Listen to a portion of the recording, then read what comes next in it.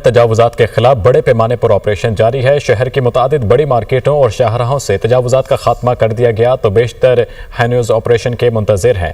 Grand operation ہو رہا ہے جی پنجاب کے اندر، ناجائز تجاوزات ہٹائے جا رہے ہیں، اوپر سے لے کر نیچے تک ہر ایک سرکاری ملازم بھی فل حرکت برکت میں، پوری حکومتی مشینری بھی آگے۔ سب سے بدترین اور گندا قبضہ جو ہے وہ تو ہندوؤں کا کشمیر کے اوپر۔ ناجائز تجاوزات ہٹانے کے لیے پوری حکومتی مشینری آ سکتی ہے، تمام سرکاری افسران، تمام جناب سرکاری ملازمین وہ آ سکتے ہیں۔